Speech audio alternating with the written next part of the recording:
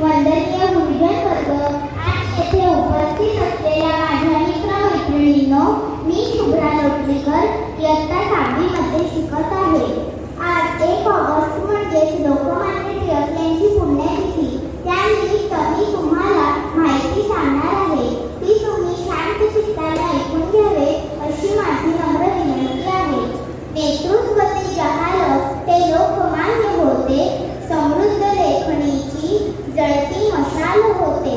परकीय बंदिवास शापित देश होता, पण आग केसरीचा एक एक लेख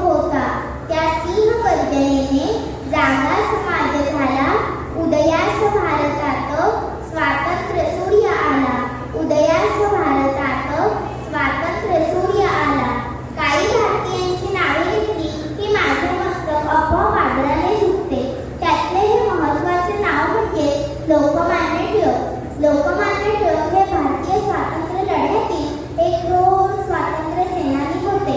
त्यांचा जन्म 23 जुलै 1856 रोजी रत्नागिरी जिल्ह्यातील चिखली या गावी झाला. त्यांचे पूर्ण नाव बाळ गंगाधर टिळक असे होते. टिळक लहानपणापासूनच खूप हुशार व कुशाग्र बुद्धीचे होते. त्यांना अन्यायाविरुद्ध खूप चीड होती. पुण्यामध्ये डेक्कन कॉलेजमध्ये त्यांनी त्यांचे उच्च शिक्षण घेतले. त्यावेळी आपल्या देशावर ब्रिटिशांचे राज्य होते. भारत देश हा एखाद्या थंड गोळ्यासारखा सुस्त पडला होता.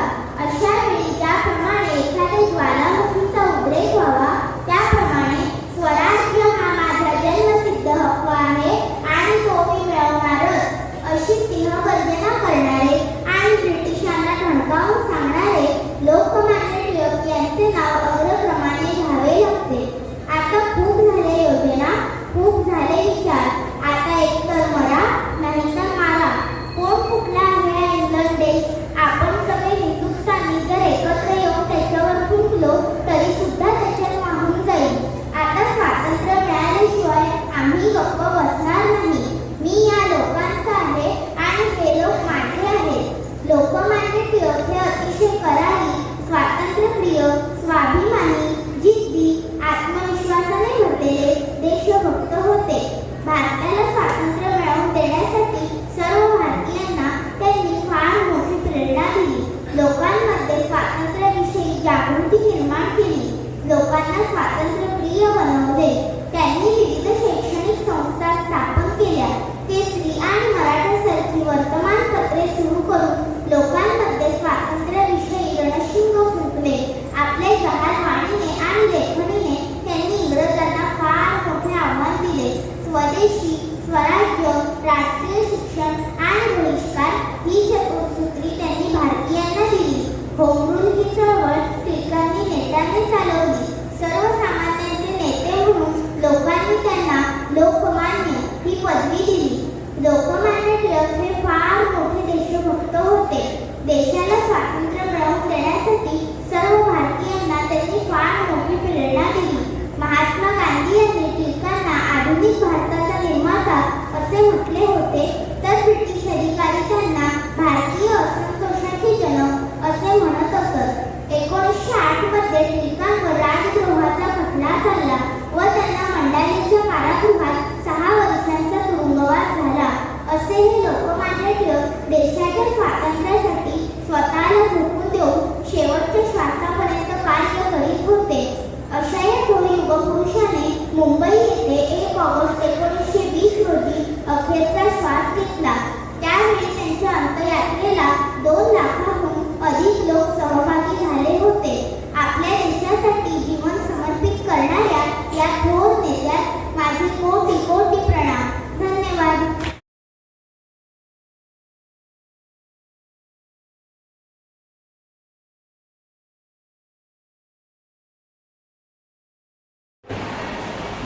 अण्णाभाऊ साठे यांचा जन्म 1 ऑगस्ट 1920 रोजी सांगली जिल्ह्यातील वाळवा तालुक्यात वाटेगाव या गावी झाला. त्यांचे मूळ नाव तुकाराम भाऊराव साठे. त्यांचा जन्म मातंग समाजात झाला. त्या काळी दलित समाजातील मुलांना शाळेत बसू दिलं जायचं नाही, त्यांना बाहेर बसवलं जायचं. म्हणून त्यांनी शाळेत न जाण्याचा निर्णय घेतला. हा निर्णय घेण्याचं कारण शाळेत होणारी अपमानास्पद वागणूक. शाळेत न जाता शिक्षणाची जिद्द कायम ठेवली व अक्षरांची जुळवाजुळव करून ते लिहायला व वाचायला शिकले. अशा प्रकारे अण्णाभाऊ साठे यांची शाळा फक्त 1.5 दिवसाची झाली. अशा 1.5 दिवसाच्या शाळेनंतर वाटेगाव ते मुंबई हा 320 मैलाचा पूर्ण प्रवास ते चालत मुंबईत पोहोचले. लहान वयातच मिलमध्ये मजदूर म्हणून काम करणे, कोळसा वेचणे, रखवलदारी करणे अशी अनेक कामे त्यांनी केली. आणि ही कामे करता करता कामगारांच्या आयुष्यातील व्यथा त्यांना स्वस्थ बसू देईना. कामगारांच्या जीवनात सुख आणायचे असेल तर अण्णाभाऊ साठे मार्क्सवादी विचार करू लागतात. त्यांची नवीन विचारांची दृष्टी जागतिक राजकारणाकडे वळली आणि त्यांनी लाल बावटा या कलपथकाची निर्मिती केली. यातून प्रेरणा घेऊन अख्खा महाराष्ट्रभर फिरून सर्व समाजाशी एकरूप होऊन ते एक नामवंत शाहीर नाटककार म्हणून उदयास आले. दलित समाजाला माणूस म्हणून जगता आलं पाहिजे म्हणून त्यांनी त्या समाजाचं दुःख वेदना त्यांच्या लेखणीतून अक्षरबद्ध केले व जागतिक कीर्तीचा कादंबरीकार म्हणून अण्णाभाऊ साठे प्रसिद्ध झाले. शाळेत न जाता अण्णाभाऊ साठे साहित्यरत्न, साहित्य सम्राट झाले. डॉक्टर, इंजिनियर व्हायचं असेल तर शाळेत जावं लागतं, हा जगाचा नियम. पण शाळेत न जाता साहित्य सम्राट होता येतं, हा अण्णाभाऊंनी जगाला शिकवलेला नवीन नियम आहे. आपण अशा समाजात राहतो जिथे सुंदरता आपल्या रंगावरून, हुशारी आपल्या गुणांवरून आणि आदर या व्यक्तीकडे पैसा असेल त्यांचा आदर केला जातो. तर त्यांच्या कर्तव्याचे मूल्यमापन त्यांच्या जातीला पाहून केले जाते. अशा समतेच्या गणिताचे सूत्र चुकलेल्या समाजव्यवस्थेत अण्णाभाऊ साठे यांचा जन्म झाला. सामाजिक जातीयवादाची विषम परिस्थिती जगत असताना त्यांनी आपल्या कर्तृत्वाचा वेगळा ठसा आपल्या कार्यातून उमटवला व शिक्षणाचा स्वबळावर स्वीकार करून स्वतःला घडवले. ते असं म्हणतात, घायाळ तो यहाँ हर एक परिंदा है, घायाळ तो यहाँ हर एक परिंदा है, मगर जो फिर से उड़ सका वही जिंदा है, जो फिर से उड़ सका वही जिंदा है. अण्णाभाऊ साठे हे आंबेडकरांच्या विचाराचे अंगीकार.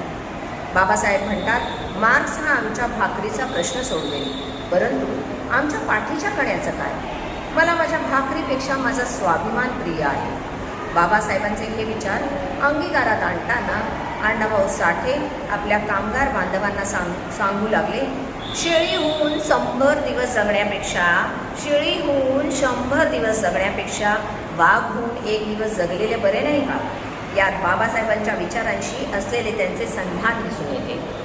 बाबासाहेब आंबेडकरांनी ज्या कालचक्रावर घाला घातला होता तेच जातीवादाचे कालचक्र भेदण्याचे काम अण्णाभाऊ साठे करू लागले. म्हणून एका दलित साहित्य संमेलनात भाषणात ते म्हणाले होते, पृथ्वी शेषाच्या फण्यावर तरलेली नसून तर ती गोरगरीब कामगारांच्या कष्टकरी तळहातावर उभी आहे. आपल्या साहित्याच्या जोरावर त्यांनी त्यांची प्रतिमा 7 समुद्रापार रशियात उभी केली. त्यांच्या विचाराने लेनिनने क्रांती केली व रशियात चौकाचौकात लेनिनच्या पुतळ्या शेजारी अण्णाभाऊ साठे यांची प्रतिमा आजही उभी आहे. याच साहित्यकाराने रशियात शिवाजी महाराजांच्या शौर्यावर पोवाडा व रशियात गाऊन त्यांचा आदर व गौरव केला. 1961 अण्णाभाऊ साठे यांच्या फकीरा या कादंबरीला राज्य शासनाचा सर्वोत्कृष्ट कादंबरी पुरस्कार प्राप्त झाला. तसेच लेखक वि. स. खांडेकर यांनी सुद्धा त्यांच्या या कादंबरीचे विशेष कौतुक केले. मंडळी, कर्ते सुधारक आणि पोलके सुधारक हे सुधारकांचे 2 प्रकार. यातल्या कर्तेपणाच्या प्रकारात मोडून सातत्याने सामाजिक विषमतेच्या मुळावर घाव घालत परिवर्तनाच्या दिशेने काम करीत अण्णाभाऊ साठे यांनी त्यांचे कार्य पुढे चालवले. अशा या महान साहित्यकाराच्या साहित्यावर आज कित्येक जण संशोधन करून PhD पूर्ण करण्याचा प्रयत्न करीत आहेत. अशा या थोर साहित्य सम्राटाची दिनांक 18 जुलै 1969 रोजी मुंबई येथे प्राणज्योत मालवली. पण आजही इतक्या वर्षांनी त्यांच्या साहित्य लेखनाने ते आपल्यामध्ये वावरत आहे. धन्यवाद. WAGGTS आणि WOSM Bharat scout guide BSG संघटनेचाही सन्मान झालेला आहे. या निमित्ताने परस्परांना स्कार्फ देऊन किंवा स्कार्फची अदलाबदल करून परस्परांचा सन्मान केला जातो. या दिवशी नवीन सदस्यांना स्कार्फ देऊन वितरण करण्यात येते. तसेच कार्यक्रमासाठी निमंत्रित अतिथींना परिधान करून त्यांचा सन्मान करण्यात येतो. धन्यवाद.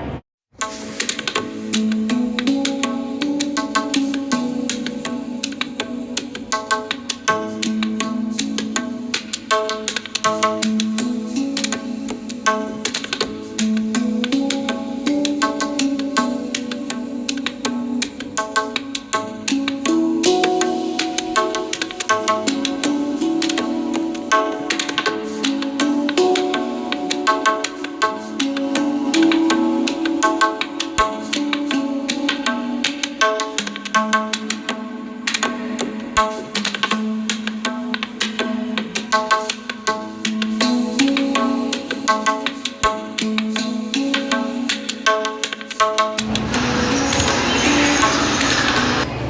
शालेय स्वराज्य सभेचे उद्घाटन झाले असे मी जाहीर करते आणि सर्व प्रतिनिधींना शपथ देऊ इच्छिते. स्वराज्य सभेच्या सभासदांनी द्यावयाची प्रतिज्ञा. मी स्वराज्य सभेचा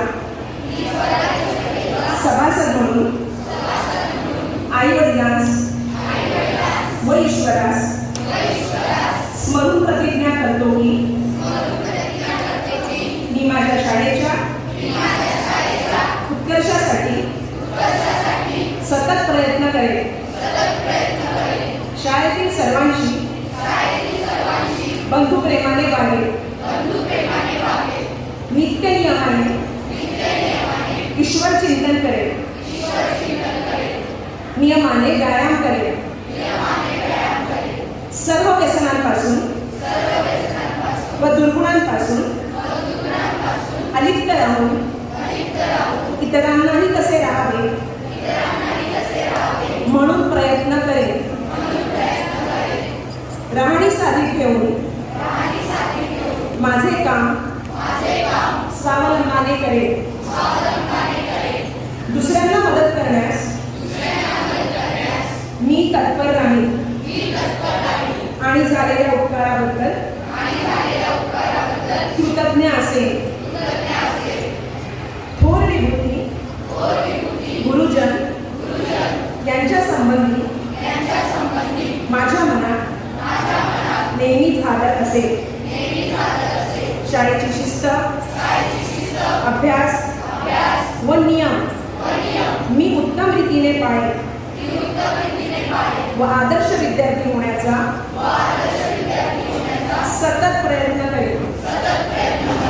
ही माझी प्रतिज्ञा ईश्वर कृपेने व गुरुजनांच्या आशीर्वादाने पार पाडावी अशी प्रार्थना आहे.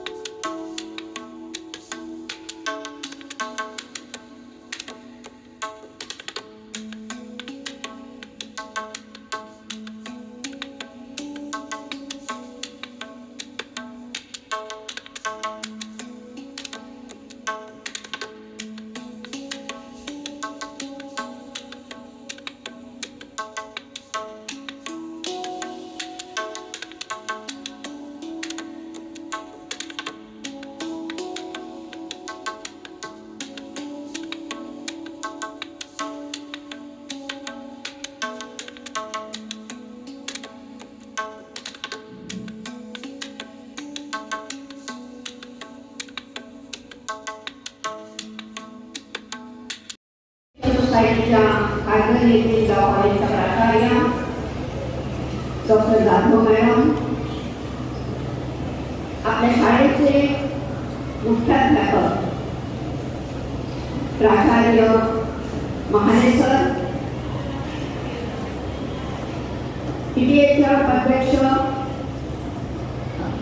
त्याचबरोबर शाळेच्या उपप्राचार्या सौ कांबळे मॅडम, पर्यवेक्षक श्री सूर्यवंशी सर, ज्युनियर कॉलेजच्या इंचार्ज मॅडम हाडे मॅडम, सर्व शिक्षक वृंद, आत्ताच स्वराज्य सभेचे निवडून आलेले सर्व प्रतिनिधी आणि विद्यार्थी मित्रमैत्रिणींना, सर्वप्रथम आज ज्या दोन महाप्रभूंना आपण स्मरण करतो आहे त्यांचे, त्या राष्ट्रपुरुषांना लोकमान्य बाळ गंगाधर टिळक आणि अण्णाभाऊ साठे यांना मी आदरपूर्वक वंदन करते. आणि त्याचबरोबर एक अतिशय चांगला योग इथं घडून आणलेला आहे, जी आपल्या शाळेची परंपरा आहे. बरोबर विद्यार्थ्यांना लक्षात ठेवा, गोखले एज्युकेशन सोसायटीची आर्यन भट हायस्कूलची एक उत्तम अशी परंपरा आहे, एक उत्तम असं कल्चर आहे. आणि ही परंपरा, हे कल्चर आपण आजही निभावत आहे आणि ह्याच्या पुढेही निभावलं जाईल याची मला खात्री आहे. याबद्दलचा आनंद मी इथं व्यक्त करते आहे. आज 1 ऑगस्ट रोजीच ज्यांनी आपल्याला मंत्र दिला की स्वराज्य हा माझा जन्मसिद्ध हक्क आहे आणि तो मी मिळवणारच, त्याच दिवशी शाळेच्या स्वराज्य सभेचे प्रतिनिधींची सत्कार करणे, त्यांचा शपथविधी करणे, हा जो एक सुंदर योग इथं आपण केलेला आहे, त्याबद्दल सर्व ऑर्गनायझर्सचे मी अभिनंदन करते. आज जवळजवळ 22 प्रतिनिधी आपल्या शाळेचे निवडले गेलेले आहेत. 22 प्रतिनिधींचा सत्कार इथं झालेला आहे आणि हे 22 प्रतिनिधी लोकशाही पद्धतीने निवडले गेलेले आहेत. विद्यार्थ्यांना लक्षात ठेवा, मी पहिला शब्द वापरला होता आपल्या शाळेची परंपरा, कल्चर.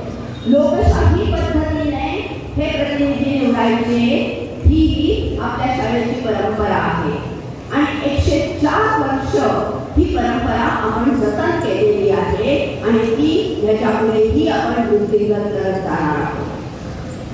हे लोकशाही पद्धतीने निवडलेले प्रतिनिधी नुकतीच इथे शपथ घेऊन गेलेले आहे आणि प्रत्येकाने सांगितलेलं आहे की माझं दिलेलं काम हे जबाबदारीने आणि प्रामाणिकपणे करणार आहे.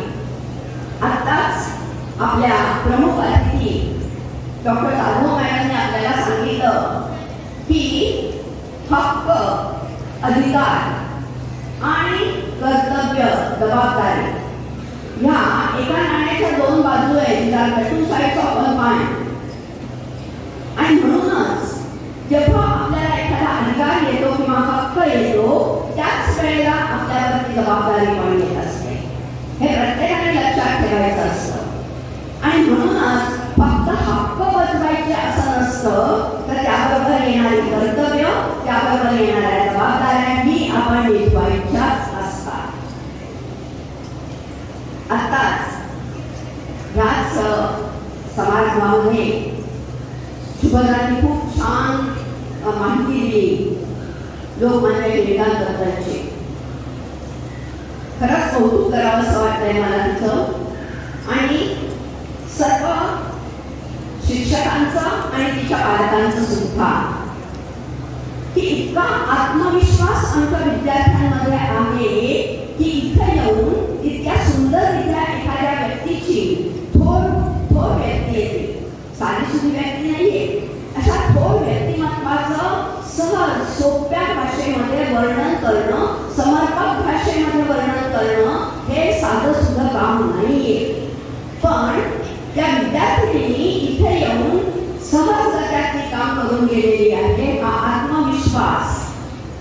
अतिशय महत्वाचा आहे. जर आपल्यामध्ये आत्मविश्वास असेल तर आपण सगळ्या गोष्टी सहजतेने करू शकत असतो. विद्यार्थ्यांनो, एक लक्षात ठेवा, प्रत्येकाच्या व्यक्तिमत्वाची जडणघडण ही शाळेतच होत असते, ज्याला आपण म्हणतो पर्सनॅलिटी डेव्हलपमेंट. ही पर्सनॅलिटी डेव्हलपमेंट ही शाळेतच होत असते. मग पर्सनॅलिटी डेव्हलपमेंट म्हणजे नक्की कोणत्या गोष्टी आपण लक्ष ठेवायच्या आहेत? तर पहिली शारीरिक क्षमता, physical fitness, that is very much essential. आणि दुसरी आपली मानसिक क्षमता, आपली strength of our mind, that is also very very important. त्याच्यामुळे शारीरिक क्षमता आणि मानसिक क्षमता ही आपण वाढवलीच पाहिजे. आणि लोकमान्य टिळकांनी हा संदेश आपल्याला दिला आहे. आणि नुसता संदेश दिलेला नाहीये, तर आपण सगळ्यांना माहिती आहे की लोकमान्य टिळकांनी अनेक व्यायामशाळा सुरू केलेल्या आहेत, अनेक आखाडे सुरू केलेले आहेत. आपल्या शाळेमध्ये सुद्धा जिम आहे. सांगायचा मुद्दा असा की विद्यार्थ्यांनी आपली शारीरिक क्षमता ही वाढवली पाहिजे. मग त्याच्यासाठी काय केलं पाहिजे? फक्त मोबाईलचे खेळ खेळायचे का? कॉम्प्युटर गेम्स खेळत राहायचे का? तर नाही. मोबाईल वापरू नका असं मी म्हणणार नाही तुम्हाला, कॉम्प्युटर वापरू नका असं म्हणणार नाही मी तुम्हाला. हे नवीन जे जे तंत्रज्ञान येत आहे, including artificial intelligence, as well as machine learning and data analysis, हे सगळे तंत्रज्ञान आपण वापरलेच पाहिजे. पण त्याचबरोबर आपण व्यायामी खेळ केले पाहिजे, मैदानी खेळ केले पाहिजे, रोज व्यायाम केला पाहिजे. नुकताच तुम्ही आंतरराष्ट्रीय योग दिन साजरा केला असणार, केला ना? हो का नाही? त्या आंतरराष्ट्रीय योग दिनाच्या निमित्ताने आपण योगाविषयी माहिती मिळवली असेल, काही योगही आपण केले असतील. हे योग आपण केले पाहिजे. त्यामुळे काय होतं तर आपली एकाग्रता वाढते, कॉन्सन्ट्रेशन वाढते, आपली स्मरणशक्ती वाढते. अतिशय आवश्यक गोष्ट आहे. आपली एकाग्रता वाढणं, कॉन्सन्ट्रेशन वाढणं आणि स्मरणशक्ती वाढणं ही अतिशय महत्त्वाची गोष्ट आहे आपल्या व्यक्तिमत्व विकासासाठी. आणि म्हणून आपण आपली शारीरिक क्षमता वाढवली पाहिजे, मानसिक क्षमता वाढवली पाहिजे. आत्ताच मी सांगितलं, आत्मविश्वास पाहिजे आपल्यामध्ये. दोन अतिशय महत्त्वाचे गुण आहेत बरं का विद्यार्थ्यांना. एक म्हणजे आपल्यामध्ये धैर्य असलं पाहिजे. मी बघत होते तेव्हा विद्यार्थी तिथून इथे येतात, इथं उभं राहतात, इथे ते प्रतिनिधी शपथ घेतात आणि इथून खाली जातात. मी तुमच्यासाठीच एक विद्यार्थी होते, अशी शपथ मीही घेतलेली होती, अशीच मी खालीही गेलेले होते. पण मला त्याची जाणीव आहे की त्यावेळेला तिथे येत असताना किती वेळा आपले पाय थरथरतात, किती वेळा आपले पोटामध्ये काहीतरी गडबड व्हायला लागते. पण त्यावर सगळी मात करून पूर्ण आत्मविश्वासाने जेव्हा आपण इथे येतो आणि ती शपथ घ्यायला लागतो, त्यावेळेला आपल्यामध्ये जो एक कॉन्फिडन्स निर्माण होतो तो आपल्याला आयुष्यभर पुरणारा असा आहे. आणि नेहमीच हे कशामुळे साध्य होतं तर धैर्य. आपल्यामध्ये धीरज पाहिजे, आपल्यामध्ये धैर्य पाहिजे, आपल्यामध्ये पेशन्स पाहिजे. कितीही आपल्यासमोर संकट आली, पुढे आयुष्यामध्ये संकट येणारच आहे, प्रॉब्लेम येणारच आहे. एकही आयुष्य असं नाही आहे की त्याच्यामध्ये प्रॉब्लेम नाही आहे आणि संकट नाही आहे.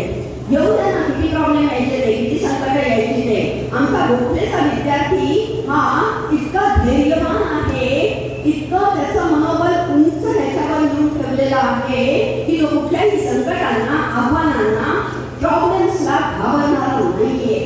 तो त्या सगळ्या गोष्टींवर मात करणारा असा आमचा विद्यार्थी आहे. आणि मला पूर्ण खात्री आहे की आर्यभट्ट हायस्कूलचे विद्यार्थी सुद्धा येणाऱ्या संकटांवरती, येणाऱ्या आव्हानांना सहजतेने पेलून जाणार आहे. असं धैर्य, असा कॉन्फिडन्स, असा आत्मविश्वास तुमच्यामध्ये असणार आहे. असं म्हटलं जातं की धैर्य ही यशाची गुरुकिल्ली आहे. आपल्यामध्ये धैर्य असेल, आत्मविश्वास असेल तर कोणतीही गोष्ट सहजतेने आपण करू शकतो. कोणत्याही कुठलंही आव्हान आपण सहजतेने पेलून जाऊ शकतो. आणि इथं तर तुम्हाला नुसतं पेलायचं नाहीये, त्याच्यावर नुसती मात करायची नाहीये, तर तुम्हाला त्याचं लीडर बनायचं आहे, नेतृत्व करायचं आहे. विद्यार्थ्यांना आत्ताच जाधव मॅडमने सांगितलं की अनेक बदल होत आहेत समाजामध्ये. या बदलांना स्वीकारण्याची मानसिकता आपली असली पाहिजे. फार आवश्यक आहे आणि तुम्हा मुलांना तर फार फार आवश्यक आहे. कारण तुम्ही सगळे लहान मुलं आहात. आणखी एक 8-10 वर्षामध्ये तुम्ही मार्केटमध्ये उतरणार आहात. आणि विद्यार्थ्यांना एक लक्षात ठेवा, आता जे बदल होत आहेत ना ते अतिशय जलद गतीने बदल होत आहेत. Changes are always constant and the pace with which the changes are taking place, that pace हा फार जलद गतीचा पेस आहे. आणि म्हणूनच त्या पेसने आपण बदललं पाहिजे. जसं जग बदलतं तसं आपण बदललं पाहिजे. मोबाईल आला, मोबाईल आपण ऍक्सेप्ट केला.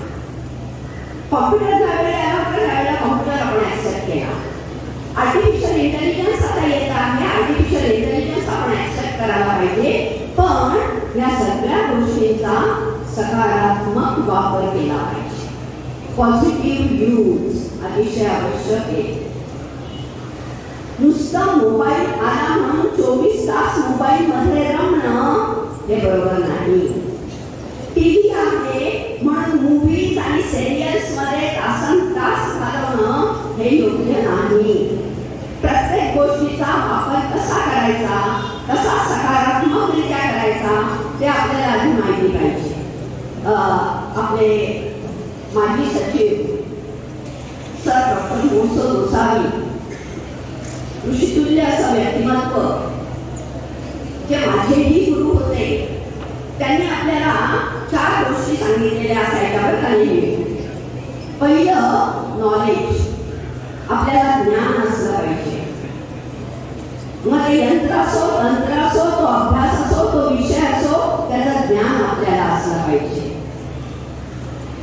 टिळकांना अण्णाभाऊ साठेंना बुद्धिमान म्हणायचे, कुशाग्र बुद्धीचं व्यक्तिमत्व म्हणायचे. का बरं? कारण त्यांनी ज्ञान मिळवलं. आज आपण म्हणतो आहे की मल्टीफॅसेटेड पर्सनॅलिटी. अहो आपल्या समोर हे दोघंही आहेत ज्यांची व्यक्तिमत्व बहुआयामी आहे. मल्टीफॅसेटेड पर्सनॅलिटी 2 व्यक्तिमत्व आहे. टिळक हे गणितात हुशार होते, आवडता विषय हुशार होते. गणितात त्यावेळी पदवी घेणं फार कठीण होतं. फार हाताशी मोजण्या इतक्या लोकांनी पदवी घेतलेली होती आणि टिळकांनी गणित या विषयामध्ये पदवी घेतली. त्याचबरोबर संस्कृत, जी सगळ्या भाषांची मायभाषा, त्या संस्कृतमध्ये ते प्रवीण होते. म्हणजे गणित हा सायन्स आणि कॉमर्सचा विषय, संस्कृत हा आर्ट्सचा विषय, भाषेचा विषय, हे सगळं एकत्र एका व्यक्तीच्या खाली होतं. आणि त्याचबरोबर तर्कशास्त्र, तत्वज्ञान हेही टिळकांच्या खाली होतं. टिळक हे शिक्षण तज्ञ होते. मी त्यांना शिक्षण तज्ञ का म्हणते? त्यांनी अनेक शाळा चालू केल्या, त्यांनी अनेक संस्था स्थापन केल्या. डेक्कन एज्युकेशन सोसायटीची स्थापना टिळकांनी केलेली आहे. फर्ग्युसन कॉलेजची स्थापना ही लोकमान्य टिळकांनी केलेली आहे. अशा प्रकारे अनेक शाळा, अनेक महाविद्यालय स्थापन करून त्यांनी शिक्षणाची उत्तम सोय विद्यार्थ्यांना करून दिलेली आहे. आणि म्हणून ते शिक्षण तज्ञ. ज्ञान, आपण ज्ञान हे मिळवलंच पाहिजे. त्यांनी रामायण आणि महाभारत आत्मसात केलं. विद्यार्थ्यांनो लक्षात घ्या माझा शब्द आत्मसात. आपण वाचतो, परीक्षेपुरतं वाचतो, परीक्षेला लिहितो, परीक्षा झाली आणि चुकून पुढच्या वर्षी मागच्या वर्षीचा जर प्रश्न कोणी विचारला तर सहज जर त्या सांगून टाकतो ते मागच्या वर्षीच्या सिलेबसमध्ये होतं, या वर्षीच्या सिलेबसमध्ये नाही. मागच्या वर्षी अभ्यास केलेलं होतं ते मागच्या वर्षी अभ्यासलं आणि ते गेलं, विसरलं. असं होता कामा नये. ते आत्मसात केलं पाहिजे आपण. मग सिलेबसमध्ये कुठल्याही वर्ष असो, एकदा ती गोष्ट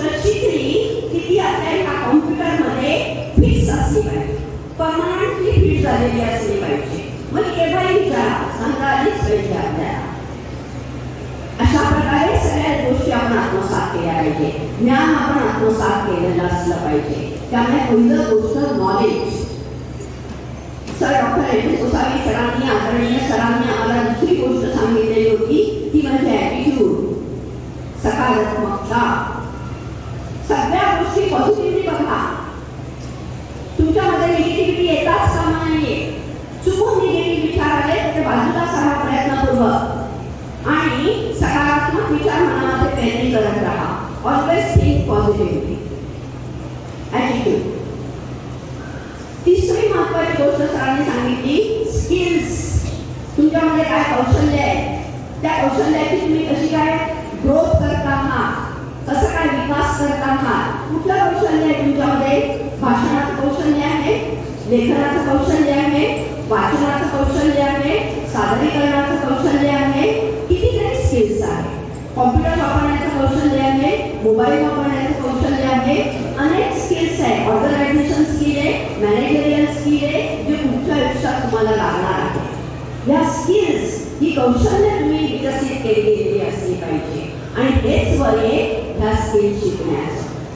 त्यामुळे स्किल्सवरती भर द्या, कौशल्यांवरती भर द्या आणि सगळ्यात महत्त्वाचं उत्तम उत्तम हॅबिट्स स्वतःला लावून घ्या, चांगल्या सवयी लावून घ्या. आजही सकाळी उठताना जर आईने किंवा भावाने बहिणीने उठवावं लागत असेल तर विचार करण्यासारखी गोष्ट आहे. आपण आपलं उठलं पाहिजे, आपण आपलं केलं पाहिजे आणि आपणच वेळेवरती शाळेत आलं पाहिजे, नियमित वेळेवरती होमवर्क केलं पाहिजे, अभ्यास केला पाहिजे आणि घरी गेल्यावर सरळ दप्तर फेकून न देता ते व्यवस्थित जागेवर ठेवलं पाहिजे. त्यातला डबा काढून आपण खायला घेतला पाहिजे. या छोट्या छोट्या गोष्टी आहेत, पण ह्या सवयी आयुष्यभर उपयोगी पडत असतात आपल्याला. त्यामुळे चांगल्या सवयी आपल्यामध्ये लावून घेणं प्रत्येकाला असतातच असं नाही, त्या लावून घ्याव्या लागतात आपल्याला.